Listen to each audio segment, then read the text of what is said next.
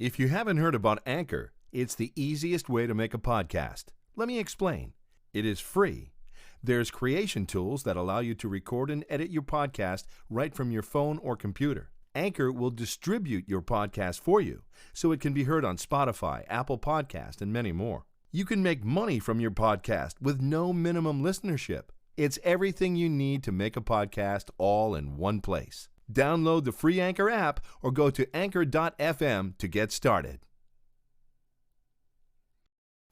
You are now listening to Discover Your Potential with renowned radio talk show host and certified holistic practitioner Cindy Gilman. So listen, participate, be inspired. Know that you can discover your potential. Here she is, Cindy Gilman. Welcome, welcome, welcome. You know what today is?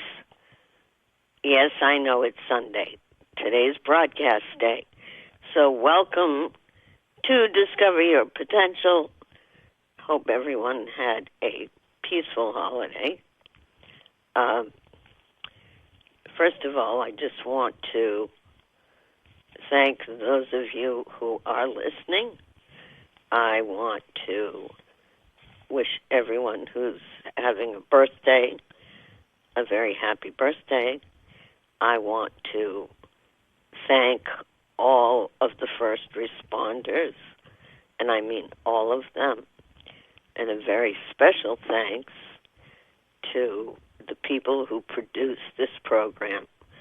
They're wonderful. Doug and Don of WBBS HD Radio. I also want to mention that I hope many of you that are listening or are now listening on your podcast, if you missed any of the program, that I continue to ask you to bring a donation or a food donation to your nearest food bank or food pantry. Lots of people need that food. So please send a donation or bring some food, non-perishable food, to your nearest food bank or food pantry. It's best to give a donation because then they can buy things in bulk. And I want to read something briefly. The past is past, but tomorrow will last forever. Our lives have so many backward glances in them, don't they? Thinking back to how things were and how things might have been. There's nothing wrong with thinking back, but it probably is a mistake to dwell on the past what-ifs. Instead, we should concentrate on today, on tomorrow, and then tomorrow's yet to be. And most of all, have hope. Have hope. That's the word of the day. There are a lot of beautiful days yet to come. The past is past, but tomorrow will last forever. And I'll never stop hoping that each tomorrow will fill your heart with love and laughter. So be hopeful and think positive and know that I'm here for you. I've given you the call-in number a number of times. And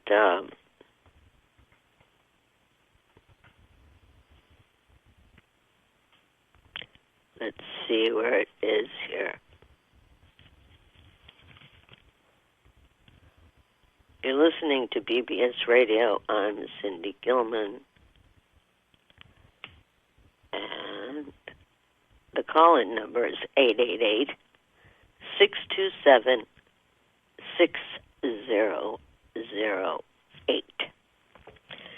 So, I've been doing a lot of thinking this week, and sometimes the holidays, they can be rough, and we're thinking about holidays from the past, and perhaps there was an empty chair at your table, or perhaps you've gone through a passing. So let me ask you something. Do you have a best friend? Do you have a best friend? Maybe someone you grew up with, someone you went to school with, a partner,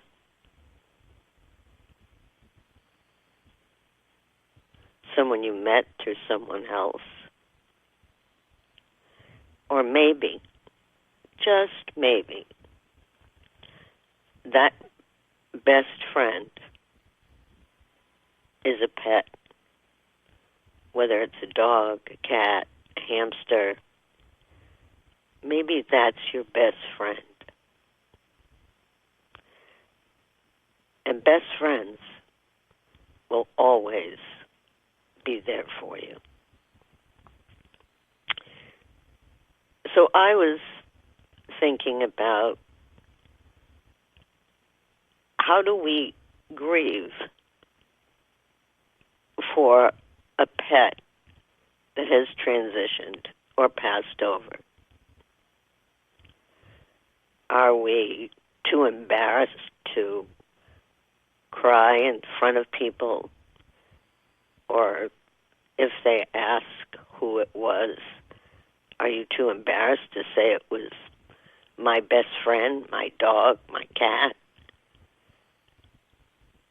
Animals have souls. Yes, animals have souls.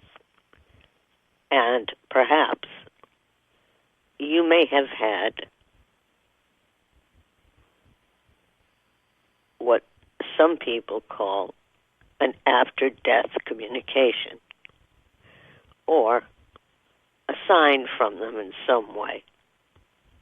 There is a difference between after-death communication and signs.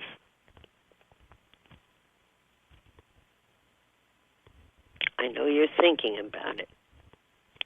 And I know that during the holidays, when we think about those people that have passed over but are still watching over us, we also think about our pets, the pets who have crossed over.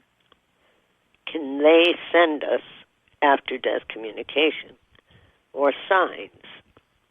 And from experience, I would say yes. Yes, they can.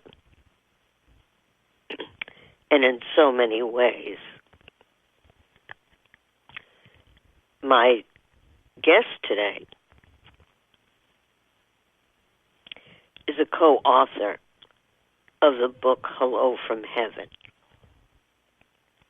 who he wrote about after-death communication. I consider him a loving friend, a wonderful guest who I've had on before, and I can't believe it's a year since we've been doing this broadcast, but he is a loving friend. And when I got this really beautiful holiday card from him, he sent a newsletter, and he talked about his best friend who passed on last April, Charlie. And now he has a new best friend. her name is Heidi. And I was so happy to hear that. And I thought, this is the person I want to have on the broadcast today, because he knows from personal experience what it's like to have a pet that's passed, and also co-wrote a phenomenal book, Hello from Heaven. So, welcome, Bill Guggenheim, my friend. A pleasure to be here again. You know, it doesn't seem like a year that we've been doing this broadcast. I think the last time we actually spoke was in the spring. And I'm trying to remember when you were a guest on the program. I know you were one of the first guests. I didn't know that. Pardon? I thought you had been on for several years. You were so professional. I was on AM radio for many years, and then when HD radio came on, I did a program. But this is the first year that I've been on with WBBS, who have been absolutely wonderful. They're a wonderful group to work with. They're right there, keeping me on track. So I want to read something that I think is very present for what we're going to talk a little bit about today, and that's about those of us who have had to say so long for now to our pets. It's called The Legend of Rainbow Bridge, and it was written by William Breton. Just this side of heaven is a place called Rainbow Bridge. When a pet passes who's been especially close to a person on Earth, that pet goes to Rainbow Bridge. There are beautiful meadows and grassy hills there for all our special friends, so they can run and play together. There's always plenty of their food to eat, plenty of fresh water for them to drink. And every day is filled with sunshine, so our little friends, and sometimes big ones, are warm and comfortable. All the pets that have been ill or old are now restored to health and youth. Those that had been hurt or maimed or neglected are now whole and strong again, just as we remember them in our dreams of days gone by. The pets we loved are happy and content, except for one small thing. Each one misses someone very special who was left behind. They all run and play together, but then the day comes when one of them stops and looks off into the distant hills. It is as if he's heard a whistle or was given a signal of some kind. His eyes are bright and intent. His body begins to quiver. And all at once, he breaks away from the group, flying like a deer over the grass, his little legs carrying him faster and faster. You've been spotted as you cross over. And when you and your special friend finally meet, you hug and cling to them in joyous reunion. never to be parted again. Happy kisses rain upon your face. Your hands are once again caressing their beloved head.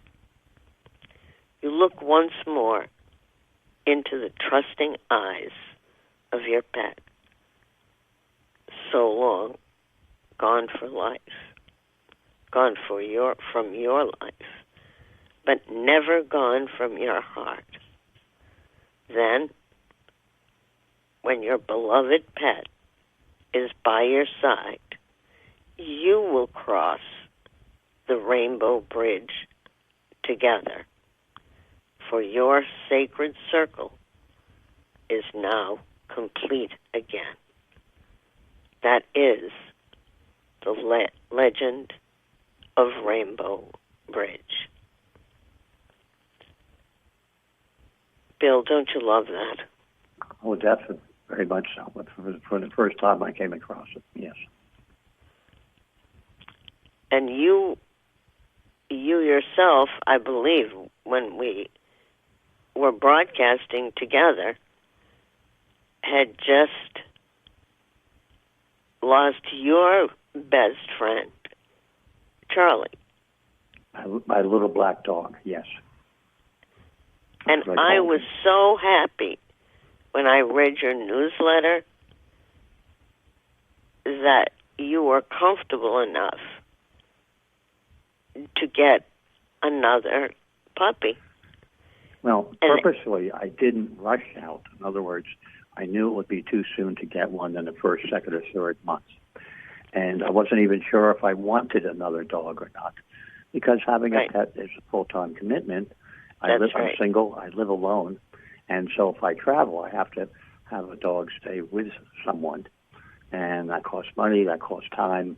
It's hard to find people to do that. And so I was ambiguous for a few months. But the major thing, two things I'd like to say to your audience. First, I live in Florida, Central Florida, near Orlando. And I looked on there to find a dog to perhaps adopt. And I came across a number of different situations. Okay. And I did put myself on a rescue list for schnauzers, miniature German schnauzers, because my Charlie was part schnauzer. And I figured, and I had one many years ago as well. But I want to warn people, especially people who have been lonely, being closed up in their own home because of the virus and things like that. And here in Florida, so many people have adopted pets that there aren't any at the pet shelters. They've all found homes. It's amazing. But anyway, I looked on there and I found out that puppies, full breed puppies, were costing about $3,000 up. Oof. And then I got phone calls because I put my name and phone number on, the website or whatever it was. And it seemed that these dogs, they weren't here in Central Florida, they were in Texas, or they were in Georgia, or Iowa, or some other state. And then they explained that I'd send them a deposit when the dog was ready. Many had not been born yet. When the dog had been born, they'd send it to me, but it'd be another $700 in air fees to send it. So that's $3,700. And I said, no, I'll come pick up the dog. I want to see the dog before I buy it, pay money for it. No, you can't see it. And I realized this is a scam.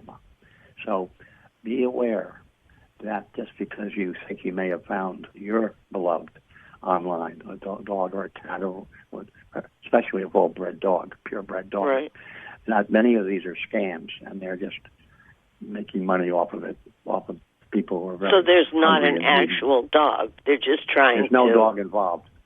No dog at all. And anyway. All right, so for those that's listeners. the negative side.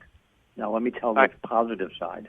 The positive side, my daughter lives in Pennsylvania, and her first golden retriever, who she had for many years, and loved, and everybody loves her dog, Paddington, named after Paddington Bear. And he had brain cancer, so she had to have him put down. And that was very painful for her. And eventually she did get another dog, a golden retriever. She named Duncan. And I figured, well, maybe in Pennsylvania they have more dogs or something. I didn't really think about it too deeply, but I thought maybe she could find one for me, a real one, not a scam.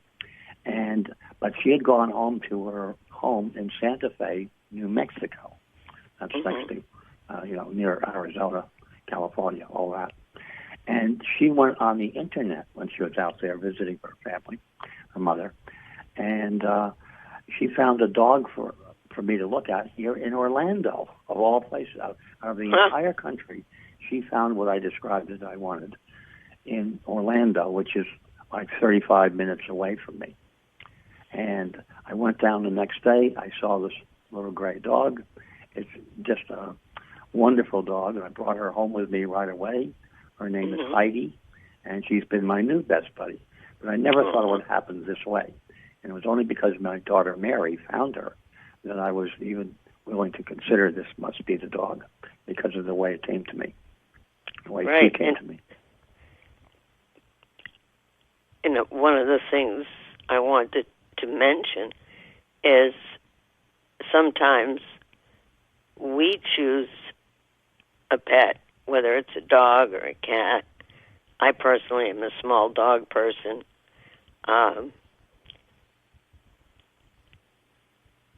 And sometimes the pet finds us.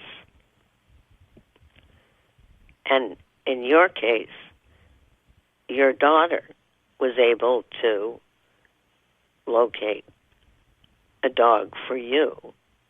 Yeah, and I should say my daughter is not a big internet person who knows how to do all these different things and find things and whatnot. She just must have been guided, I think, to find this particular dog. I wonder if Charlie arranged it. Possibly. I hadn't thought of that, but whatever it was. And this was 6 months later, September. So that was, I grieved. And I still miss Charlie. I mean, just having, a new dog, because if you have multiple children and one of them dies, it doesn't mean that you don't stop missing that child. Right, that doesn't mean the grieving doesn't stop or missing. That's right. Matter of fact, I frankly still call Heidi Charlie because I'm so used to it. I had Charlie with me for 12 years. So that's a lot of time together. So does she have a totally different personality than Charlie did? In some ways, yes. In some ways, no, because they're both called schnoodles. That's a miniature German schnauzer and a poodle. So it's a schnauzer poodle or schnoodle. And so they're similar. Yeah, they're similar in temperament, I'll put it that way. How big do they get? They're small. They're small. She was 17 pounds. Maybe she's 18 now, because I fed her pretty well. But they're small. Yeah, she's like Charlie. They're stubborn. They're both stubborn, and whatnot. I won't go through all the details, but there's a lot of similarities. But I suspect there are between most dogs. I don't know for sure. Obviously, a German Shepherd's going to be different than a little Pekingese or something, but the smaller ones tend to yap a lot more. The bigger ones are quieter. We always hear about people talking about loved ones that have passed on or that aren't here physically, but it's rare when people talk about their best friend or a pet that, well, it was the holidays and I was thinking about my dog. Maybe they're embarrassed. Maybe they don't understand that a pet has a soul, and that little soul, a precious soul, is still with us. As the journey of the Rainbow Bridge mentioned. Oh, may I mention something about Rainbow Bridge? If you Please. go on to, say, Amazon, and you look up Rainbow Bridge, you'll find several books with that exact title, but they're not the poem that you read. They are not. They're by other people. They're other stories, but it's not the one that you read aloud. Okay. And that one is out of print. The one by... the one I read, that was the original one, correct? Yes, that was the original, but it's out of print. I tried to buy the rights of the book, not to make money at all, but just to get it back into print. And I spoke to the illustrator of the book, and she said it would be very difficult because of the situation to do with a family or what, I don't remember the details, but it discouraged me from even trying to pursue it. And so I didn't. But I'm still trying to wrap my head around the fact that people would put something out on the internet and try to scam people after they've gone through the loss of the pet or want to get a pet for a child, and then they pay this money and there is no pet. I mean, that's just so cruel. After the events of last Wednesday at the Capitol building, I'm afraid that we have to be aware of everything being possible. But I would like to add that people can see that poem. There's a beautiful website called Pet Loss. So if they go to www.petloss.com, they can read that beautiful poem again as many times as they want. And there's other writings there. They can post material themselves. I wonder if they can print it out from there. Excuse me? I wonder if they can print it out from the website. I don't actually know. I suspect that some people who are more computer savvy can. Right. I'm not one of those people, so I don't know about that. But it's there, and there's music with it. That's very nice. And there's other materials, and it's a large website. It's grown a great deal. It's called Pet Loss, PETLOSS, petloss.com. Very simple. Now, I've never seen that website, but do they talk about how to grieve? I honestly don't know what's on there. I haven't explored it. I just wanted to see that one poem, that's all. Right. Well, if anybody out there has seen that website, please let us know. And let us know if they have anything about grieving. I suspect they do, but I because it's very large and comprehensive, I just don't want to promise they do and then not have it. Right. I'd rather have them not expect it and then find it. But even as we're talking, perhaps I can bring it up and see what they have. Here.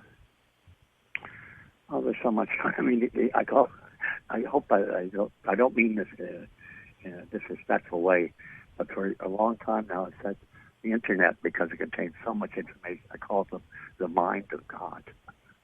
And right. Can you speak up a bit more so I can hear you? I don't know. There you did. Okay. Thank you. All right.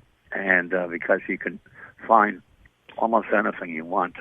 And I know, Okay, it says Pet Loss. Pet Loss, they have a chat room, Rainbow Bridge, candles, healing and inspirational poetry, pet and grief and pet loss counseling, they do have it. Support groups, online Monday candle. I don't know what that is, but it's a big thing now. Yes, they have grown, and when you come down, when you open it, and then you just scroll down a little bit, there it is, the Rainbow Bridge. They have author unknown. I wrote to them once and gave them the name of the author, but they didn't use it. Oh, well, it doesn't matter. And then there are many links to other people, websites, whatever, for healing and support and conversation, you name it. And some other music here. And you name it, it's multifaceted. I wonder if anybody on their chat line or support line, if they ever talk about after-death communication or signs from their pets.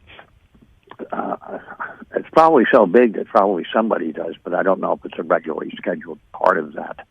Right. And see, even with Hello from Heaven, in which we interviewed more than 2,000 people and collected more than 3,000 first-hand accounts of after-death communication, we inadvertently collected several that involved pets, but we weren't looking for them because we felt that if we had a whole chapter in the book about pets, when we were writing the very first book, this was all new territory, and would they believe that people came back and they could see them and talk with them and blah, blah, blah, all these different categories. But with pets, it would be further out. Then we had another one about children. We have enough material.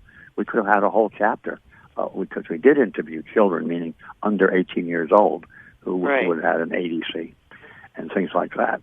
And they're very beautiful. They're more detailed than some adult ones. And they learn information that nobody knew, things like that. Since we're talking about pets, I'll just say we have a number of those. We didn't try to get enough accounts for a chapter because we need probably 30, 35, 40 to get 15 good ones.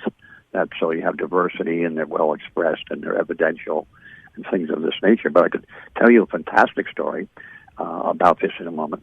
But I will say we did collect several accounts that involved dogs and cats, and one was with a rabbit, and one was a horse. And the one with a horse is a particularly moving story. I can tell that to you if you want to hear. Do you remember it? Oh yes, I've told it many times. And because this was a young woman in her 30s. Takes a little while to tell it. Young woman in her 30s who had a nothing job. She was one of the people working in an office with an in pile and an out pile of an insurance company. She just would go from one pile, process them a little bit, and put them in the other pile. So it was not creative or inspirational.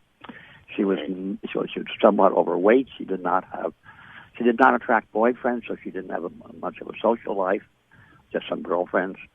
And her whole life was spent horseback riding. She had her own horse, and she was a dressage rider. That's a special type of horseback riding where you and the horse are both train each other. You become very melded into being one. Right. And you move the horse with your knees. You don't use your hands. You don't use voice commands. So they're very, very tight together in dressage riding. It's done at horse shows and things. And her horse developed a problem with its feet. And at first it wasn't too bad, but it got worse. And she spent a lot of money on vet bills and finally had surgery. And that made it better, but she spent a lot of money doing that. But it didn't stay. It's like cancer. You got some of it, but you didn't get all of it. And eventually the horse had to be put down. And when that happened, she was absolutely distraught because this was her everything. This was her hobby. This was her love. This was her joy. This was her outlet. This was her exercise. This was her interest. Everything into one. Her social life, you name it. And so she was devastated. And because she had so much emotional pain, she said she would never buy a horse. She would never ride a horse again. She just couldn't go through this again. She couldn't imagine, even if somebody had magically given her another horse to train and perform with it, she could ever suffer this much pain again. So she just swore off that. And she was quite a bit in debt as well, deeply in debt as well. She was a young woman, 30 years old, roughly. Wow. And then one night she had, she said, in ordinary language she'd call it a dream, but she knew it wasn't an ordinary dream or anything she was imagining or one of those things that had a whole different set of qualities to it. And in that dream, the horse, she saw the horse in perfect health and everything, fully restored, and alive and young and happy and everything, and loved her. The horse loved her as well. But he said to her, "How dare you give up horseback riding after everything I taught you?" Wow. Wow. I'll repeat that. How dare you give up horseback riding after everything I taught you? Wow, yes, it was a wow. It's a wow. That is message. a wow. And that snapped her out of her despair, her depression, and gradually she did pay off her debt for the care of the horse and whatnot. And she did go on eventually, when she could afford it, to buy another horse and to ride again and show again. And so her life came back to her. And she was delighted, of course. Now, how long ago was this? A number of years now, 15, 20 years. Because my daughter told me the story that I spoke to her and we interviewed her. I can imagine. And she's happy with the new horse. As far as I know, I mean, I never knew her personally. She was one of the many people we interviewed. I didn't interview her. I had somebody else do it. But I knew the story. Now, the one thing I truly love about your book, Hello from Heaven, because so many people write books about spiritual subjects, but it's usually just the story of their life. But your book takes stories from so many people and then categorizes it. Yeah, well, ours was the first book ever written on this topic, and we named the field after death communication, ADC experiences. And this, I say that what I'm about to say may sound very egotistical, but I say it with warmth because I'm pleased with what I did, and everybody should be pleased with what they do in their lives. Absolutely. To make this a better world. And so I'm not saying it with big ego. I'm just saying this is, I didn't even think of it myself, but I've told this several times. But Raymond Moody, who wrote the first book about near-death experiences, people who almost die and go through a tunnel to the light and all that, that book was called Life After Life. And it came out in 1975. Right, and that book inspired all these other accounts and organizations and books and movies and everything else. And he has been called the doctor. Excuse me. I don't even have the right word, but like the founder of NDE research, the father of NDE research. And I've been called the father of ADC research. So I feel honored, very honored to be that. And I don't think of myself as that. I'm just saying that was... but that's a great title to have. Yes. And it was the first book. Today there are a gazillion books. And there are many books today just about receiving symbols or symbolic experiences or signs. Mm-hmm. And yes, there are ADC signs for pets as well. I don't know about too many of them, but I could say that in the research we did, I remember what struck me that doesn't apply to human beings is that many people, not many, but some people felt that their pet had jumped up on their bed while they were in bed at night. And they could know where that pet was and feel an indentation in the blankets, quilt, whatever they had on the bed. And they knew where their pet was exactly with them for a few seconds. And then when the pet left again. So I've had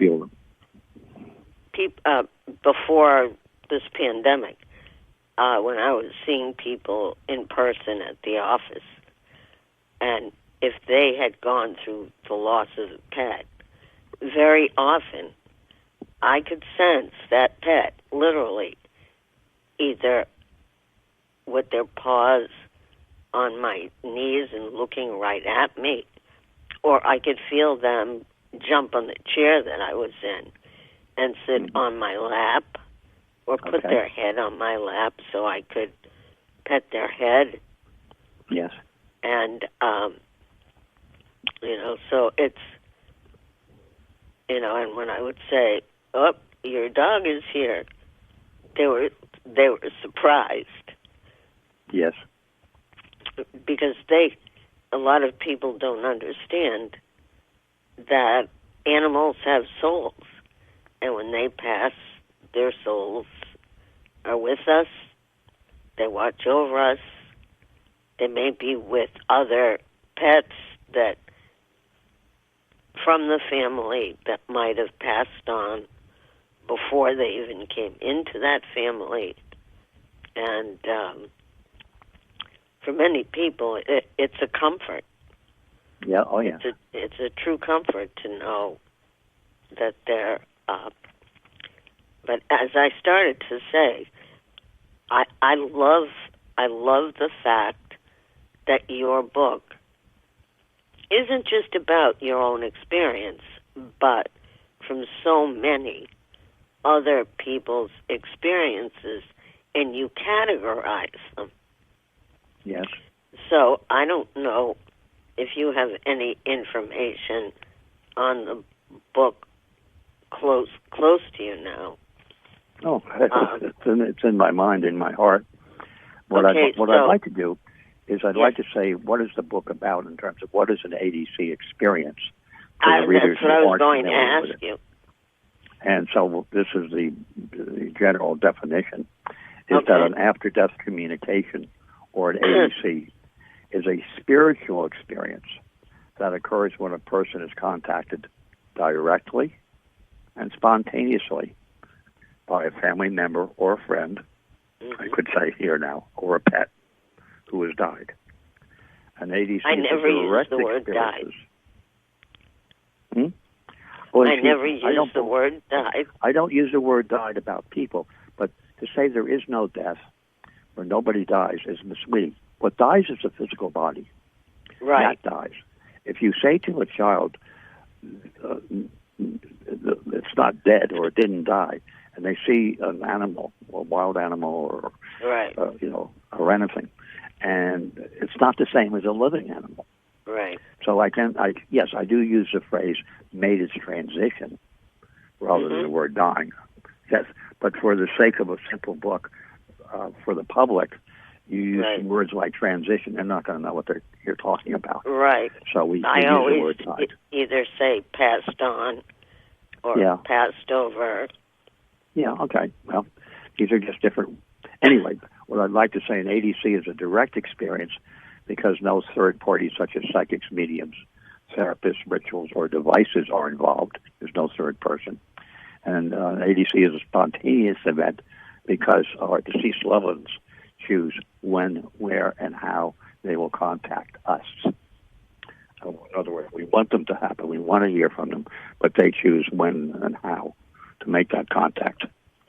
And as many people want it a great deal and they don't get it. Other people aren't even aware of it, but they do get it. So that's the way. And we have 12 chapters, actually 13 chapters, of the 12 different types of ADC experiences, which are most common. And, right. What are those?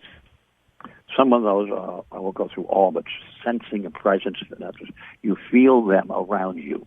You feel their nearness, their personality, and whatnot. Now, when I say these different experiences, I can only speak about one at a time, but several occur together in the same experience. The next one is hearing a voice. So you may feel their presence and then receive a message. And when you receive a message, it's by telepathy. In most cases, some people say they hear a voice, but most people say it's thoughts they receive in their mind. And you can have a short from mind to mind. That's telepathy. Contact. But yes. Clairvoyantly, they can see it. Clairvoyance has to do with seeing. Yeah, well, okay, we'll come into that then. But then we have feeling a touch. Some people feel that they've been touched with a hand on their body or placed around their neck or their shoulders or their back. A pat, a caress, a tap, a stroke. or even a hug, which are all forms of affection, nurturing. I love. always say very often when people get the goosebumps or a chill, it's often a signal that their loved one is trying to reach out to them. Yes. Yes. Another one is smelling a fragrance, which could be anything from perfume or cologne and aftershave lotion, on and on. It could even be a cigar. Sorry, what? It could even be tobacco or a cigar. Oh, yes, tobacco or cigarettes. When men smoked pipes much more than they do now, pipe tobacco had much more discernible fragrances, whereas the cigarettes don't. I mean, for the most part, it's very hard to differentiate cigarettes, but they smell tobacco smoke.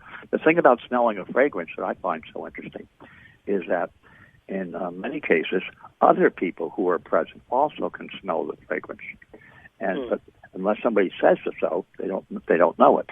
Right. So, and we have one experience in which a little girl, a very young girl, had died, and they went to the mother, and 11 other of her friends went to had the funeral and went to the cemetery and all that. They came back to her house afterwards, but one of the women had not known the little girl. She was a friend of the mother, but had never met the little girl.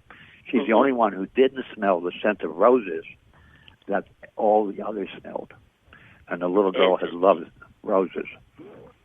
Interesting. So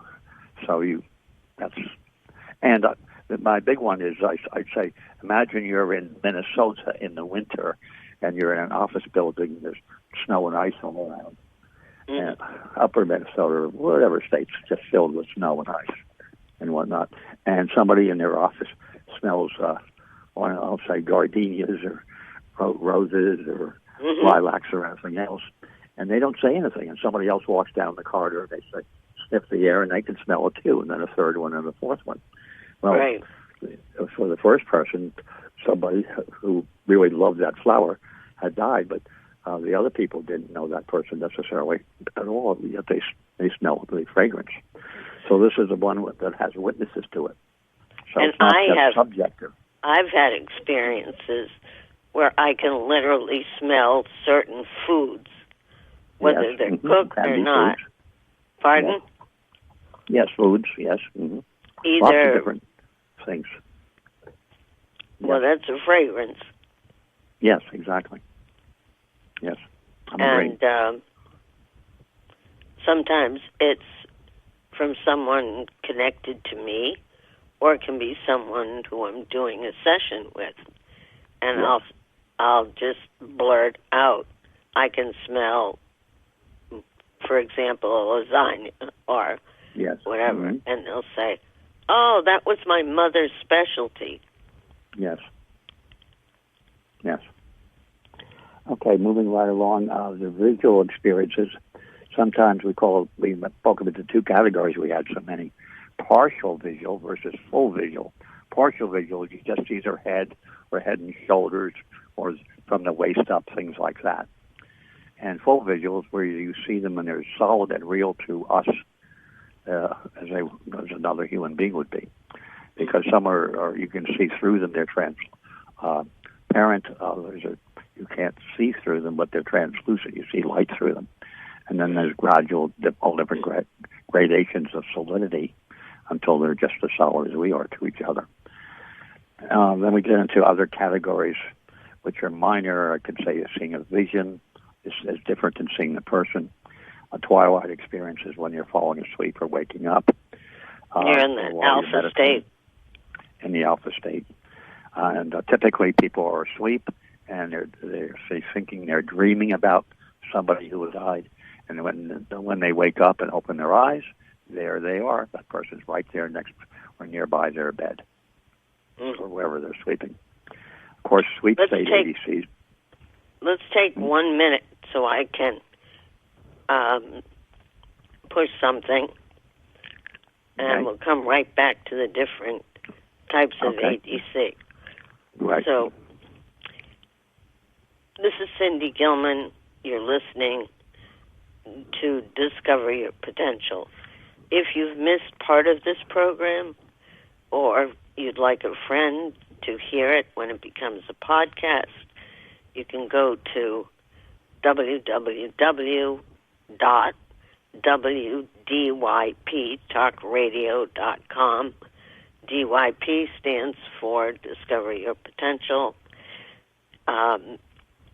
If you'd like a private session with me, you can go to Cindy, that's the traditional spelling, at cindygilman.com.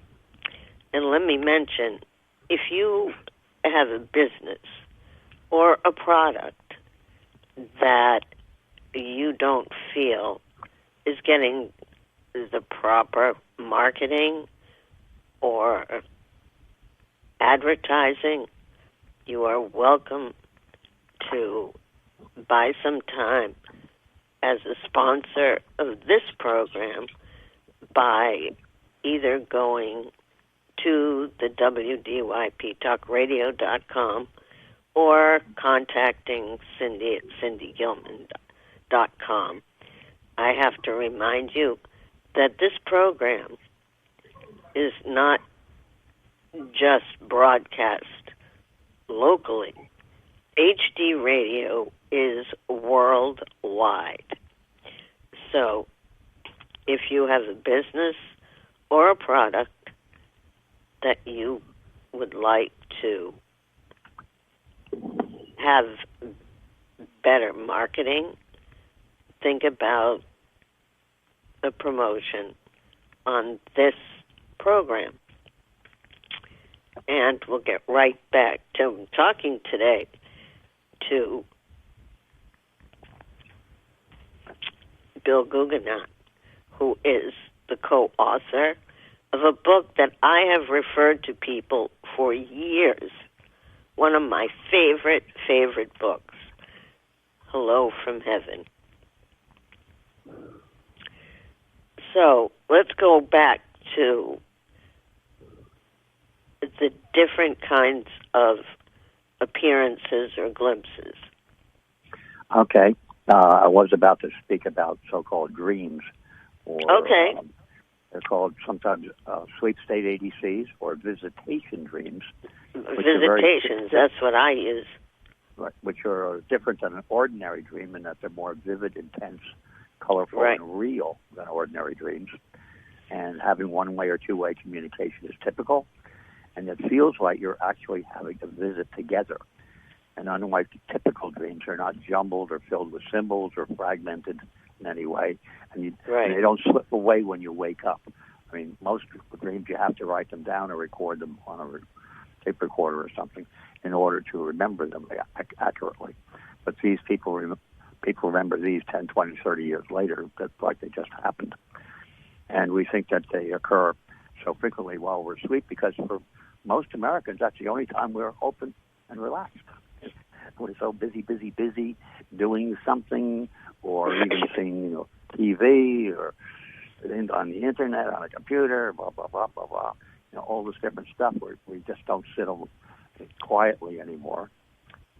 So not that many people, I think, just plain read a book for enjoyment, that kind of thing. So they come when we're asleep. The ones I like to talk about are out-of-body ADCs. And this is the way I say it. Can you speak up? Yes, I'm trying to. Is that each of us, I believe we are a soul or a spirit right here, right now, and we're wearing a physical body, which I call our earth suit. Mm-hmm. And so I say the only thing that dies is our earth suit, our physical body, but we don't. We are, we always will be immortal, eternal, whatever you want to call it. And that some people are able to leave their physical body at will. They can learn how to do it. That's special courses and things, deep meditation.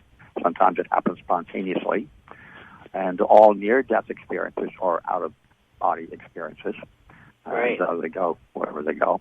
Some are nearby, some are at a distance. Anyway, we have a whole chapter of those in Hello from Heaven. People had an ADC, Some were right in their own home. Some cases it was nearby on Earth. In a few cases, they literally went to the spirit world and saw their deceased loved one there. And one of the big things about an ADC is it's natural for a mother to be concerned if her baby dies. And who knew the baby? Who's taking care of my baby? And so she's very worried about that. And we have a beautiful experience where she saw how that baby was taken care of by many loving beings on the other side. I call it heaven, nirvana, the afterlife, just different names for the same place. So, and that's the other side is just filled with love and happiness and peace and joy. It says you'll read about it. What I find very often, while people are still here on this plane physically, and there is a young soul, it could be an old soul coming in and a young body waiting to come in. Very often when the older person passes, they get to know the soul of that baby that hasn't come into the world yet.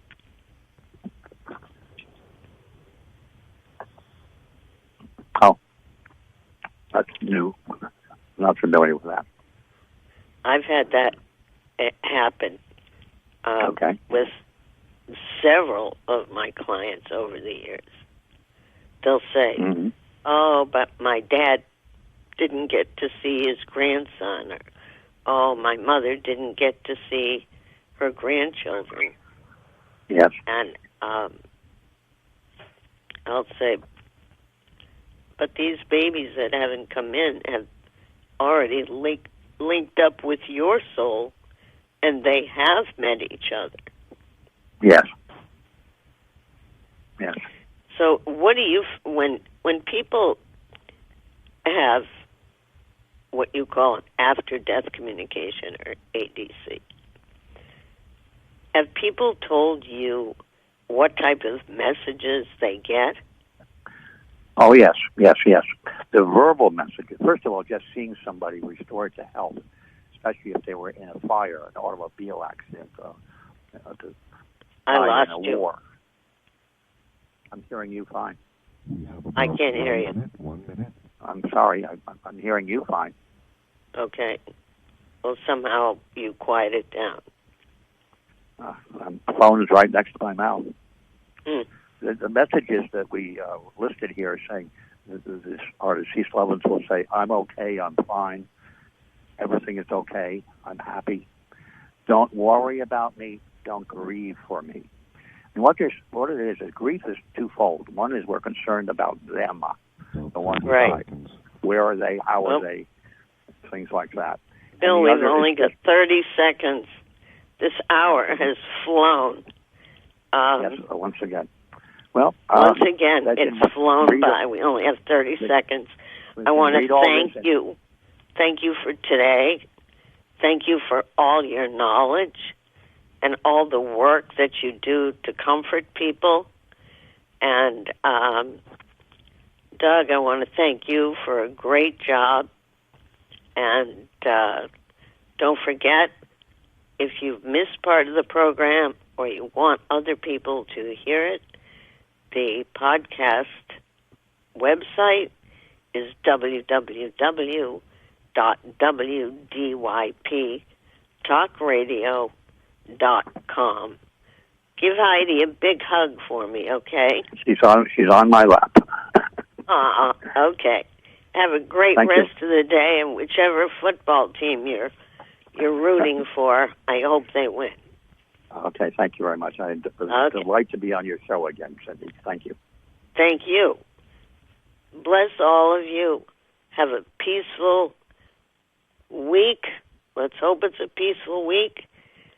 Remember, the word for today is hope, and we must have hope. Doug, thank you for a great job. Talk to you next time. This is Cindy Gilman. Do something nice for yourself this week, and do something nice for other people. Make a donation to your local food bank. Bless you, all of you.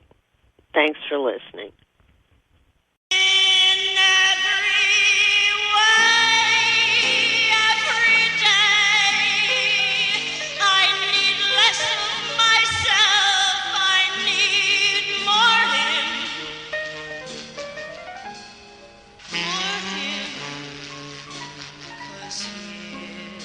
Is the